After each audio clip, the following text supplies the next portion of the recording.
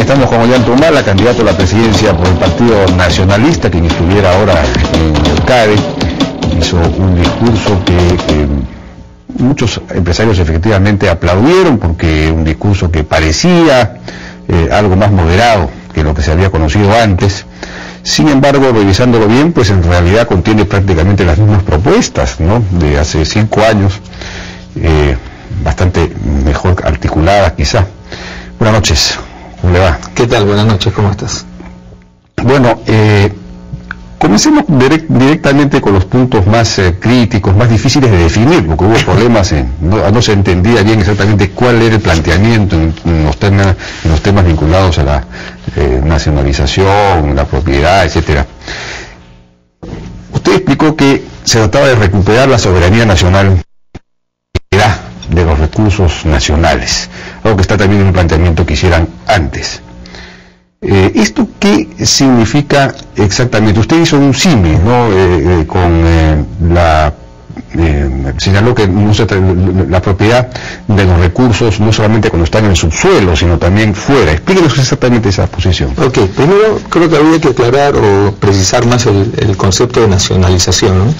Nacionalización, primero hay que señalar, no es estatizar. Y eso es importante decirlo, porque hay gente que asocia nacionalizar como que me van a quitar mi propiedad, y no se trata de eso, ¿no?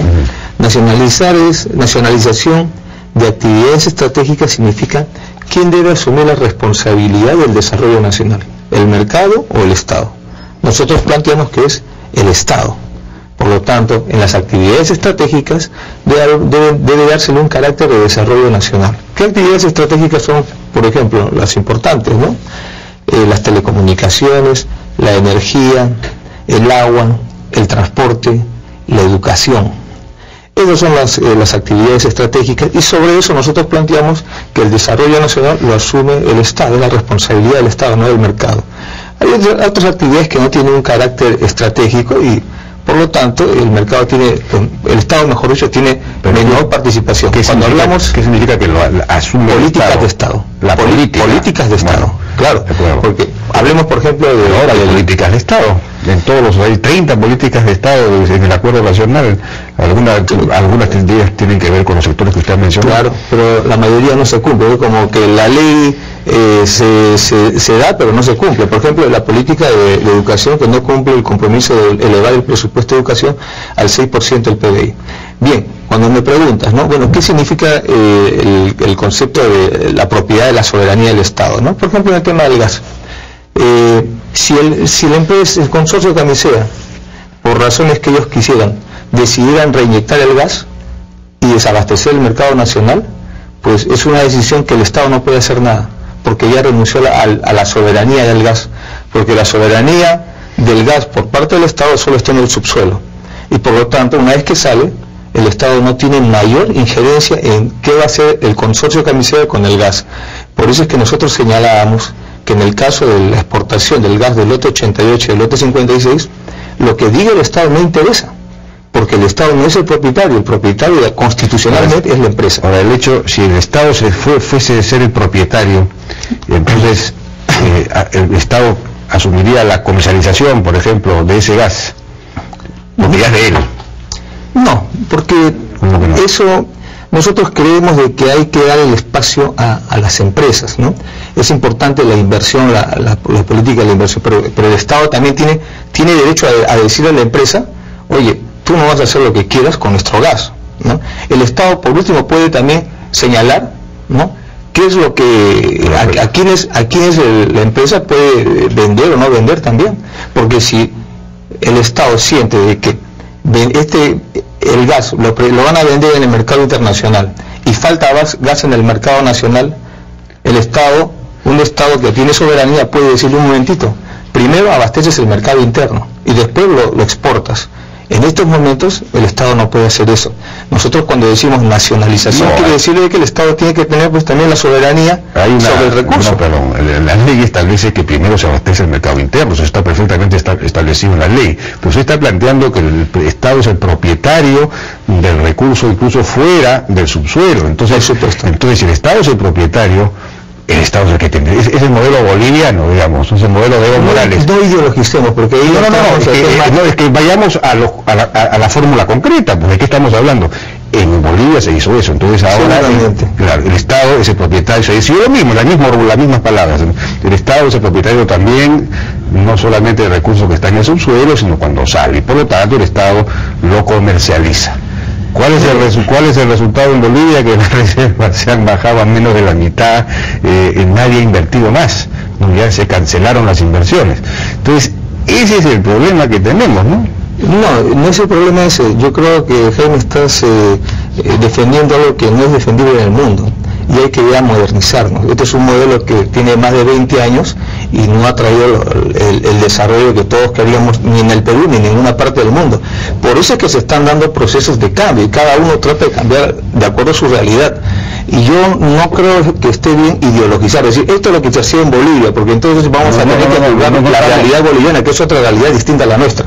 Lo que yo digo acá es esto: ¿te parece a ti correcto que en estos momentos el mercado del gas sea casi un monopolio de un sector de capitales extranjeros y que ellos puedan tomar decisiones que nos afecten a todos sobre el gas, que es un recurso natural peruano, que ellos puedan decidir que el gas se exporte y no se abastezca el nacional, no se abastezca el mercado nacional?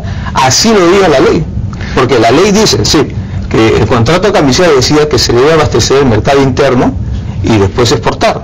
Acá se han cambiado las cosas y se está exportando antes de abastecer el mercado interno. Hay muchas empresas que no tienen gas. Se puede atribuir eso a que no hay gasoducto, etcétera. Pero el hecho es de que no se está abasteciendo el mercado nacional. El mercado interno está siendo abastecido por el gas de hace varios años.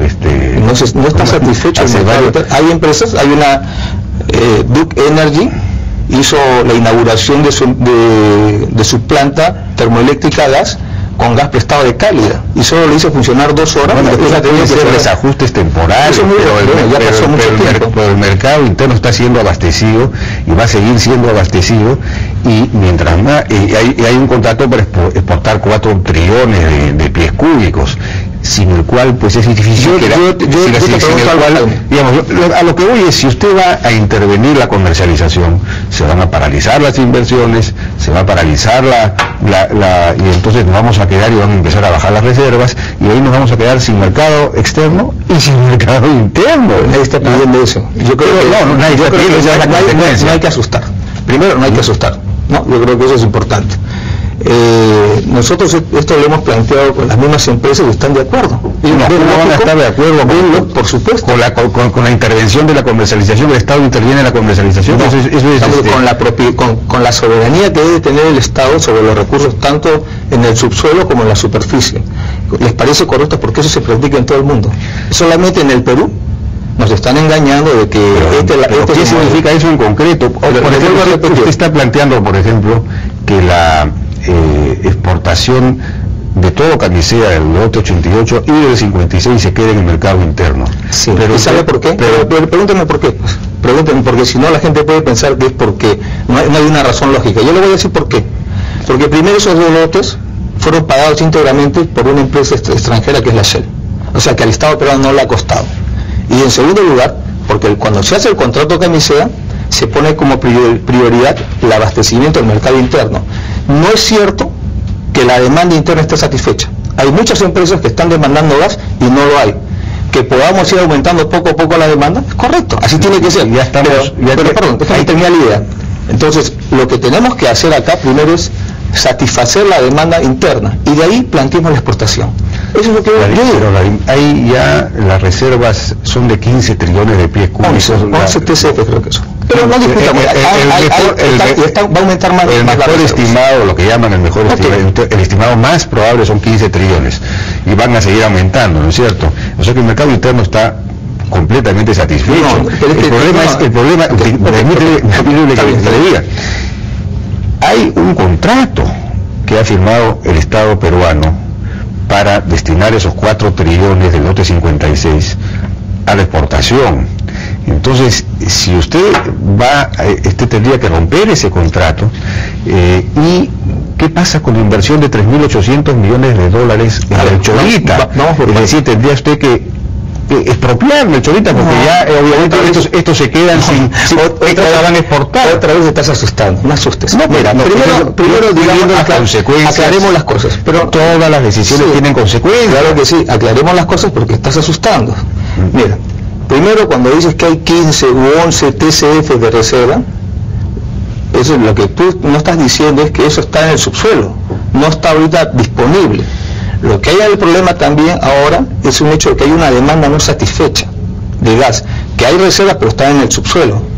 Eso es lo primero. Entonces tenemos que aclarar al televidente de que el mercado nacional todavía no está satisfecho y se está incumpliendo el contrato de la misera, pero es así, pues, ¿no? Pero no es así, son 3 o 4 empresas que temporalmente no han tenido abastecimiento, pero eso ya está. Miren, había un problema con el ducto que no era suficientemente grueso.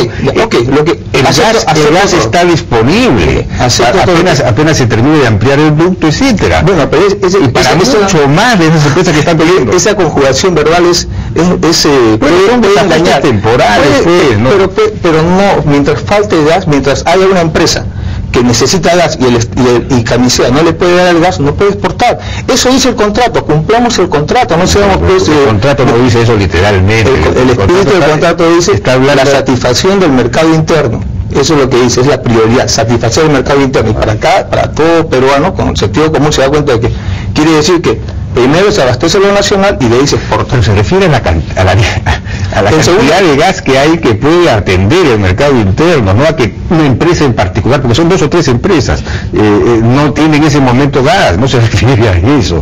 Bueno, sí, entonces, ¿qué entiende usted eso? Las reservas, usted puede tener 10.000 millones de TCF si quiere, pero en el subsuelo no está abasteciendo el mercado interno, no está abasteciendo. Le pregunto, en segundo lugar, ¿qué pasa con el contrato con el Perú LNG, que ha invertido 3.800 millones de dólares para exportar el gas del lote 56?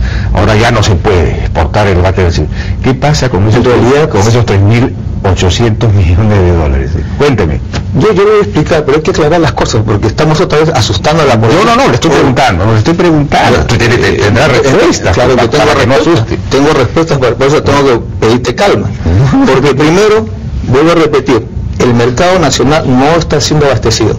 Tenemos ahí gas, es verdad, pero el consorcio no puede solucionar el abastecimiento, llevar ese gas, distribuirlo al consumo nacional. Es más, podría darte una cifra. Colombia tiene 3 TCF. Te voy a responder.